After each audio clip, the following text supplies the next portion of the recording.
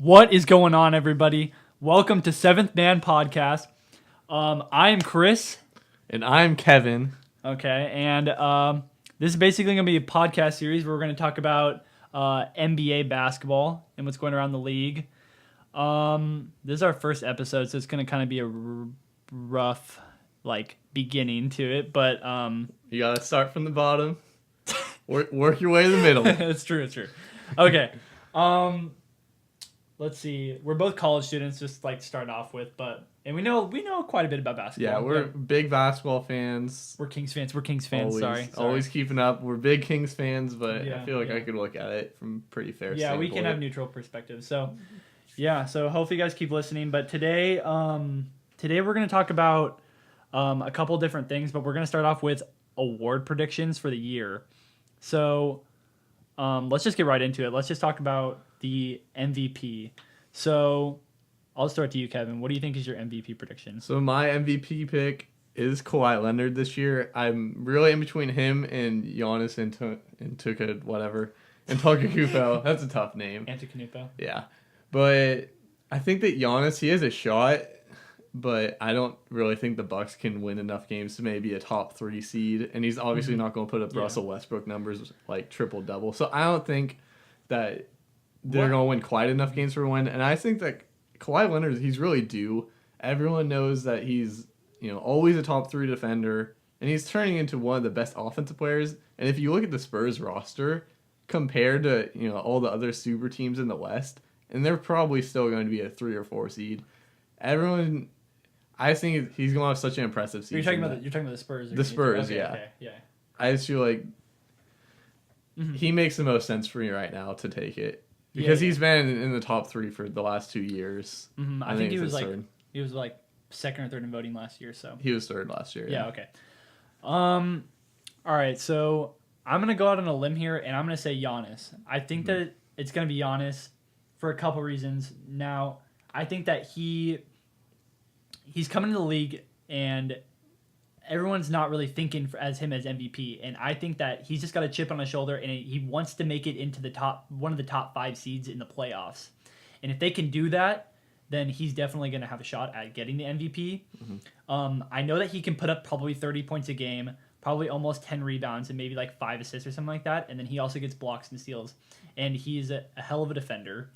I just think that he also makes everyone around him better, too. I mean, the thing with Giannis, he's got better every single year. Yeah, no, he's hella good. In all 5 major stats, points, assists, rebounds, blocks, steals. He's gone better at everyone every year in the NBA. No one's done that as long as he has. I think that besides Draymond, he's one of the people that in the league that can get 5 probably in three or 4 categories almost. Yeah. That's what I think legitimately, and that's why I pick him as my MVP candidate. But I think that Kawhi has the best shot besides him. Mm-hmm. And then if you keep LeBron lingering, I think that I just don't think LeBron's going to win. He's always the obvious choice, and obviously, in my opinion, he's still the best player in the NBA. He just doesn't care enough about the regular season. He's not going to play enough games. I don't really think the Cavs are going to win, more than 53 games this year. So I just don't think it's realistic for him to win. yeah, and we didn't pick him anyway, so it's not like we don't like LeBron. We think he's amazing, Yeah. but I just personally think that Kawhi is He's just the best gonna player have in a the better playoffs. Yeah. No, yeah, LeBron's the best in the playoffs. That's no doubt. But All right, so let's move on to Rookie of the Year. Who's your pick? my rookie of the year is Ben Simmons. That's I feel like the obvious answer. Yeah, me too. I think he's going to put up all 3 major categories: points, rebounds, assists. He'll probably put up 5 assists and rebounds, which is crazy. Maybe 15 points. We already saw him scored 20 in his first game. I don't think he'll score 20 points. I think he'll average 15 because he can't really shoot yet. But he's just super athletic. I heard reports that he's 7 foot now. He's probably 6'11". He grew. He's just a freak of nature, kind of like Giannis. I think he's a similar. He's a more muscular Giannis type player. Maybe not as athletic, but he's a stud. What I kind of think of it from a different outlook on the fact that not just because of his stats, but when I stack him up against the other rookies, Oh yeah. he looks just a lot better on paper than I think the other candidates for it are probably obviously Lonzo, and then you got Dennis Smith Jr., and then you might, if Fox is starting, you might have Fox up there, but Fox won't start. I know, but So- the thing is that like, I think that he definitely has the most upside of any rookie, and he's most potential and the most talent. Mhm. Therefore, I feel like he's the obvious rookie of the year choice. Yeah, I mean, if Lonzo somehow figures out how to shoot like he did in college, which I don't think he will, but if he can, if he could prove us wrong and not put up 3 points a game as he did against Patrick Beverly. No, I mean, if he manages to put up 10 points a game on average efficiency and then get 8 or 9 assists, and if Yeah. the Lakers make the playoffs, that's going to be the biggest for Lonzo. They're not going to make the playoffs. I don't think so. I don't think they will either, but if they do, then I think Lonzo should be rookie of the You year. guys can leave that in the comments below if you think the Lakers are going to make the playoffs. It's not that we're biased against the Lakers. I love the Lakers versus Kings matchup, the rivalry. It's should be insane. super good, especially It's now insane. with De'Aaron Fox and Yeah, Lonzo Ball. that's That good. really helped that out. I want the rivalry to keep going. But okay, now we're going to transition a little bit of different route. We're going to go to the coach of the year. I'll start off with this one. I think that it's going to be Scott Brooks. Now, I think that he personally got it snubbed last year, even though Mike D'Antoni did have kind of a breakthrough year as a coach, because it was really, and you and I have talked about this before, but it's really like the first season where he got to showcase his type of coaching in a new way because of the Rockets and their up tempo offense, I mean, mainly James, shooting threes. and, James like, Harden is the perfect player for Mike D'Antoni to have. yeah, and it's something that He can when he actually coached, when he used to coach with the Knicks, like he didn't have that kind of player. And like, what was he there when like Melo got there? Yeah, and it stuff was like that? Melo, and I think the later end of Amari Stoudemire. I mean, Stoudemire and Carmelo only really played together for like half a season, basically, know. because But Amari was a human Band-Aid. yeah, so I think that Scott Brooks is going to get it. And so when you looked at Washington last season and where they were in the East, and the East is not nearly as good as the West. That's a known fact. But they got it was either the 3 or the 4 seed. I think it was the 3, They got the... unless Toronto got the 3. But yeah, it was 3 or 4. But It anyways, was them in Toronto. it was so close. But Scott Brooks was coming in, and the bench on Washington isn't Horrible. great. It's not great. I mean, if you looked at it, it was like They last year it was added like Bogdanovich, and that was it. I mean, it was Kelly Oubre. It was like who's Trey iffy. Burke and, Yeah. like, It wasn't a good Jason bench. Smith. I mean, their starting lineup was great. Like I thought their starting lineup was really good, especially with Gortat, who's a walking double-double. That's what you and I like to Walking call him. double-double. You have Markieff Morris, who can play defense and he can shoot from the perimeter. I think Markieff Morris is kind of underrated player. He's good. Solid NBA He's good. starter. And then you got obviously Otto Porter, who's a breakthrough athlete, and then you got Beal and Wall, who are established. But I think that Scott Brooks just really integrated their offense really well, and with the bench that they had, they got the 3 or the 4 seed. So I just think he is gonna get it this year, and they added more assets to the team as well. So I just feel like that's my pick. Like Scott Brooks deserves it. All right, so my pick is Mike Malone of the Denver Nuggets. I know, What? Yeah, What? I know it may not be super obvious, but my rationale behind this is you don't need to be a super high wins team coach to necessarily win it. Like Eric Spoelstra almost won it with the Heat winning 41 games last year. Yeah, but The Nuggets, I think they're a breakthrough team in the West this year. I think that they could win 50 games. When you look at the talent on that team, you got 50 games in the two- West. Yeah. I 50 think games in the West. 2 I stud. don't know about that. They have an amazing front court, very versatile, good shooters around him. Their defense is pretty ass, but whatever. Yeah. I think that Millsap's not a defensive they're a player. legitimate breakthrough playoff team because basically is returning last year's team. It was a pretty young team, like most of their core, other than like Wilson Chandler. You take away Gallinari or whatever, and then you put in Millsap. Millsap's a better player. I just think everyone's getting older on that team. They're getting better. I think that they're a breakthrough, and I think Mike Malone is an excellent coach.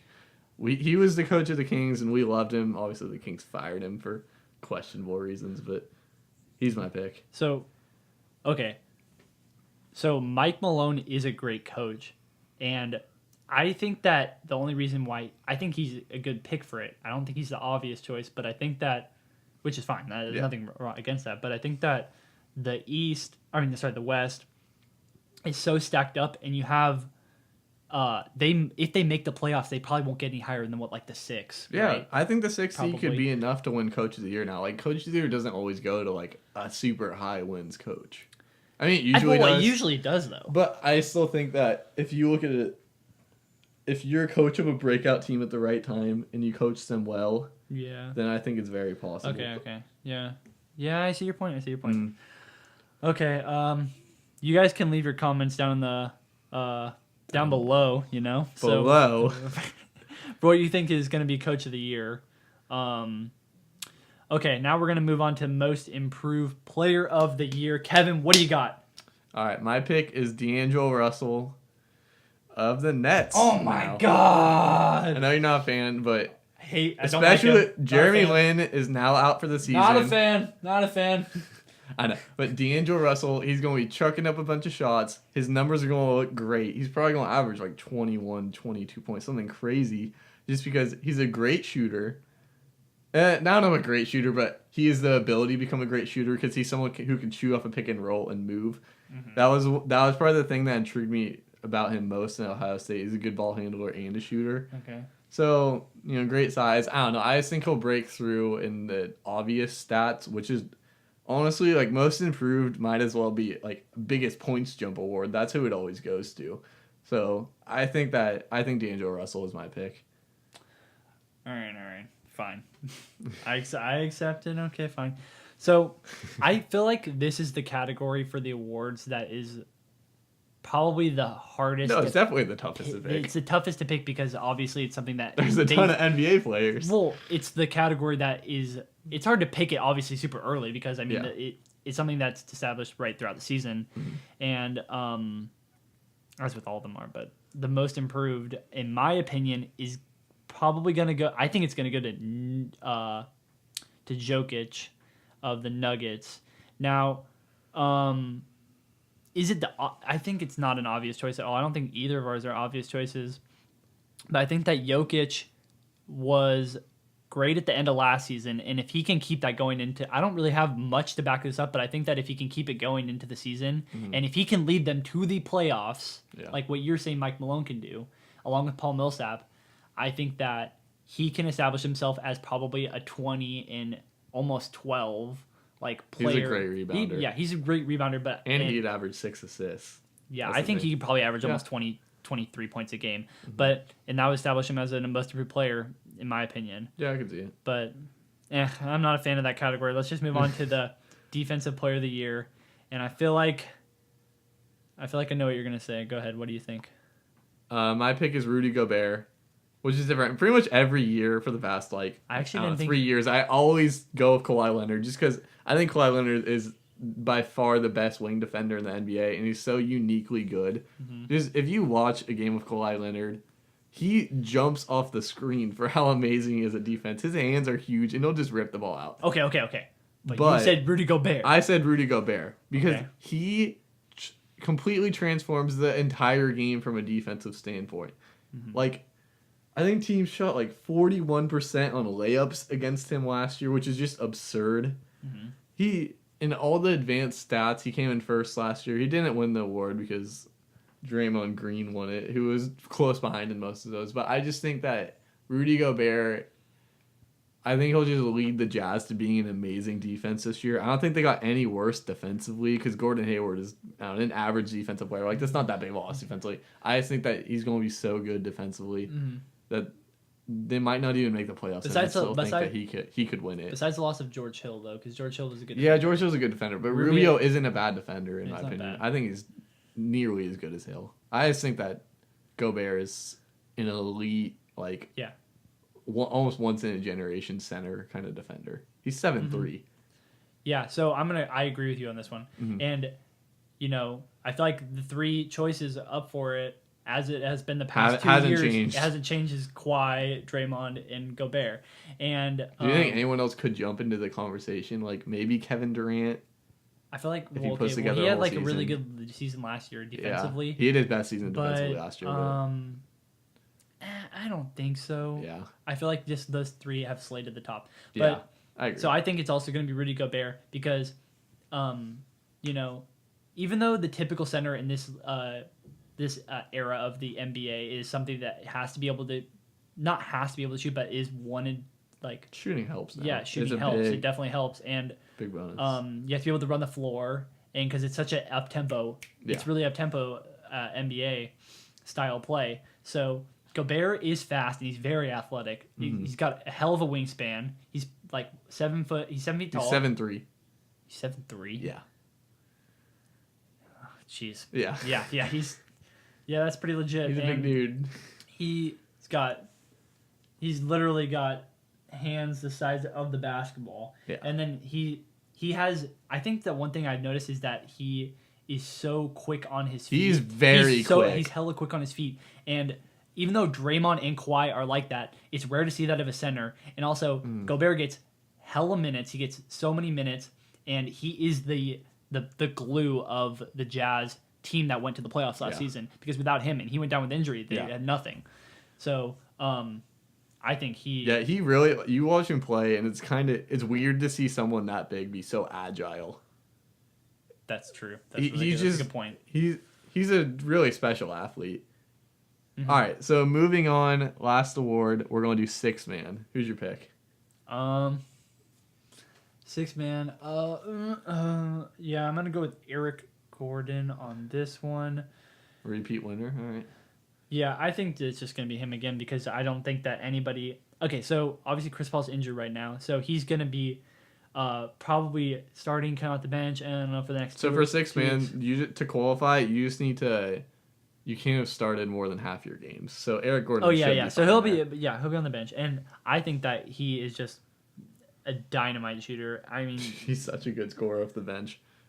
He's so good at shooting. Oh my goodness. I mean, they were playing the Kings the other night, and Kings season opener, and he was shooting 5 feet behind the 3-point line. He doesn't make all of his shots, but that's the thing that's so scary about the Rockets. They have Gordon and Anderson, and they'll both just stand like. It looks like they're at half court. And they have Harden. Yeah. And Chris Paul. No, I mean, especially, I'm just saying, like, Gordon and Anderson, as secondary players, they can stand so far away and get insane spacing and still make those shots. No. The spacing is really valuable. He's going to score. I think last season he only averaged like 16 points a game. I think this season he's going to average almost 20. I think he was at 18 last year. Okay, well, still. I think he's going to average almost around 20 points per game. Okay. I just think he's going to get more playing time, especially when Lou Williams is traded too. Yeah. So Lou Williams isn't on the team to take his playing time away, and he is a veteran in this league. He knows the style of play, so he's my pick. All right, so my pick is Andre Iguodala. He's still somehow never won six man, even though I feel like he's in the race every year. But he's won Finals MVP. Yeah, I know. What? Yeah. What? The fuck? Yeah, that was pretty crazy how I won that, but we're not talking about that. So six man, why do you think he's gonna win six man? I feel like more than ever, especially we're really just trying to judge the voters on this, on what they want. I feel like defense is becoming more and more popular among these guys, and Iguodala is probably the best bench defender who at least will be up for consideration for the award, along with being. Was he 12 or 13, 14-point scorer? He's still a pretty good scorer, and he's a great playmaker, and he's probably going to be a team that wins maybe 70 wins. Like, it's going to be hard for him to get beat, I think, just because he's going to be on an elite team. He's going to be playing great minutes and just all-around contributor. I think he's going to be so valuable that I think he'll get the nod this year. Yeah, I don't have anything to disagree with you on that one, though. Yeah. Because those are all valid points, and I think you could say the same for Eric Gordon, though, too. Yeah, I think he won last year, so we know he can. Oh, yeah, definitely. All right, guys, I think that's all for today.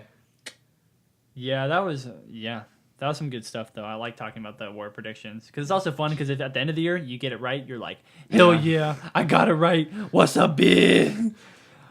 All right, guys, well... Leave your comments below and give this video a like and, subscribe to the channel. We'll be back probably doing podcasts maybe like once, maybe twice a week. We're college students. We got stuff to do. Yeah. But, so stay tuned. And this is 7 Man Podcast calling out.